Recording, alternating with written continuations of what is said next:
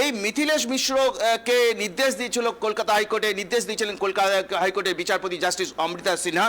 তিনি বলেছিলেন lips and bounce company, যে কোম্পানির চিফ এক্সিকিউটিভ অফিসার হচ্ছেন অভিষেক বন্দ্যোপাধ্যায় এবং যে কোম্পানির ডিরেক্টর অভিষেকের মা এবং বাবা, তাদের সম্পত্তির হিসাব বা কোম্পানির আয় ব্যয়, কোম্পানি কি ব্যবসা করে, সমস্ত বিষয়ের ডিটেলস রিপোর্ট এনফোর্সমেন্ট ডিরেক্টরের যিনি অ্যাসিস্ট্যান্ট ডিরেক্টর মিথিলেশ কুমারকে জমা দেওয়ার নির্দেশ দিয়েছিলেন এবং সেই মতো মিথিলেশ কুমার মিশ্র তিনি জমা দেন, তাদের একটি রিপোর্ট জমা দেন। সেই রিপোর্টে অত্যন্ত ক্ষুব্ধ হন জাস্টিস অমৃতা সিনহা। তিনি দেখেন, তিনি প্রশ্ন তোলেন এবং ভর্ৎসনা করেন আদালতে গত কয়েকদিন আগেই যে আপনারা একটা এনফোর্সমেন্ট ডাইরেক্টর তদন্ত করছেন, সেখানে আপনারা তার কত সম্পত্তি সেটা বলতে পারছেন না, আনুমানিক বলে দিচ্ছেন। সেই সঙ্গে আপনারা যে ব্যাংক অ্যাকাউন্ট, অর্থাৎ অভিষেক বন্দ্যোপাধ্যায় বা অভিষেক বন্দ্যোপাধ্যায়ের মায়ের বা বাবার তাদের ব্যাংক অ্যাকাউন্ট পর্যন্ত আপনারা লিখতে জানেন না। অর্থাৎ কী তদন্ত আপনারা করছেন, আপনারা গাফিলতি করছেন এবং সেখানে চূড়ান্ত ভর্ৎসনা শুনতে হয়েছিল মিথিলেশ মিশ্রকে।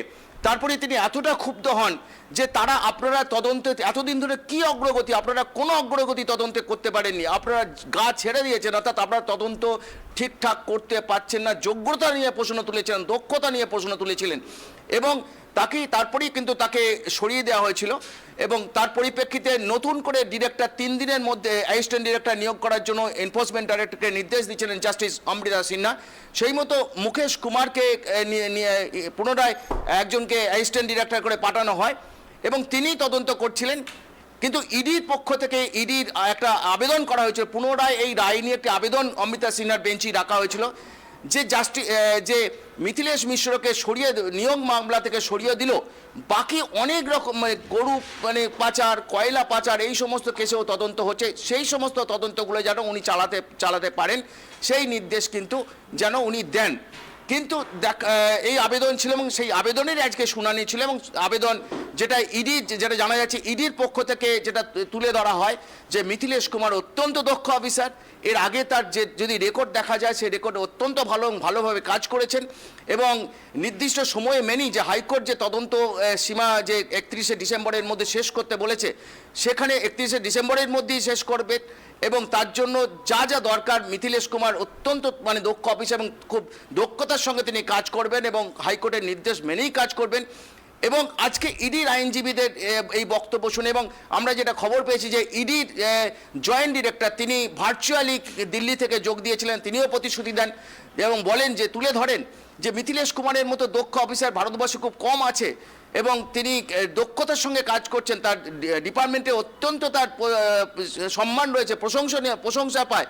অর্থাৎ সেই জায়গায় মিথিলেশ কুমারকে ছড়িয়ে দিলে তদন্তে ক্ষতি হবে এমনটা, কারণ তিনি প্রথম দিন থেকে এই সমস্ত ঘটনার পশ্চিমবঙ্গে যতগুলো তদন্ত চলছে তার তদন্ত করছেন। আজকে জাস্টিস অমৃতা সিনহা তিনি ইডির আইনজীবী এবং ইডির যিনি জয়েন্ট ডিরেক্টর তাদের বক্তব্যে খুশি হন এবং তারা চেষ্টা করবেন, মিথিলেশ কুমার চেষ্টা করবেন যে কোর্ট যে নির্দেশ দিয়ে সেই নির্দেশগুলোকে ভালোভাবে পালিত করতে।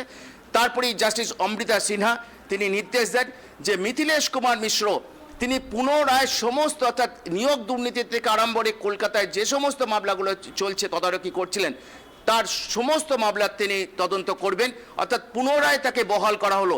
এটা যদি বলতে পারো যে ইডি কিন্তু আজকে তাদের বক্তব্য তুলে ধরতে পেরেছিল যে মিথিলেশ কুমারকে যদি সরিয়ে দেওয়া হয়, কারণ মিথিলেশ কুমার এই তদন্ত নিয়োগ দুর্নীতি বলো, কয়লা পাচার বলো, গরু পাচার বলো, সমস্ত দুর্নীতির তদন্তে প্রথম থেকে কাজ করছেন।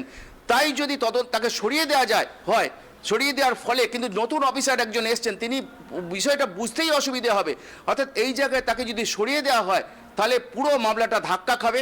এই বিষয়টা ইডি এবং ইডির আইনজীবী, ইডির যিনি জয়েন্ট ডিরেক্টর তিনিও ভার্চুয়ালি কোর্টের সামনে তুলে ধরেন। সেই সঙ্গে ইডির যিনি আইনজীবী তিনিও কোর্টকে কনভিন্স করেন যে এনাকে মিথিলেশ কুমার মিশ্রকে সরিয়ে দিলে অত্যন্ত মামলার অত্যন্ত খারাপ অবস্থায় হবে, কারণ মামলার সমস্ত বিষয়টা খুঁটিনাটি তিনিই জানেন, অর্থাৎ তাকে সরানোটা কোর্টের উচিত হবে না। তাই তারা আবেদন করেন যে পুনরায় তাকে যদি নিয়োগ করা যায় এবং কোর্ট মেনে নেয়, জাস্টিস অমৃতা সিনহা ইডির এই যুক্তি মেনে নেয় এবং তাকে পুনরায় সমস্ত মামলার তদন্ত ভার তুলে দেওয়ার নির্দেশ দিয়েছেন জাস্টিস অমৃতা সিনহা। ধন্যবাদ রাজীব আমাদেরকে এই বিষয়ে বিস্তারিত জানানোর জন্য। আবারও জানিয়ে রাখি, মিথিলেশ মিশ্রকে সরিয়ে দিয়েছিল কলকাতা হাইকোর্টের বিচারপতি, কিন্তু আবারও কলকাতা হাইকোর্টের বিচারপতি অমৃতা সিনহা মিথিলেশ মিশ্রকে নিয়োগ দুর্নীতি মামলায় আবারও নিয়োগ করার নির্দেশ দিয়েছেন। পুনরায় নির্দেশ দিয়েছেন বিচারপতি অমৃতা সিনহা। নিয়োগ সংক্রান্ত সমস্ত মামলায় মিথিলেশ কুমারকে পুনরায় নিয়োগের নির্দেশ দিয়েছেন কলকাতা হাইকোর্টের বিচারপতি অমৃতা সিনহা।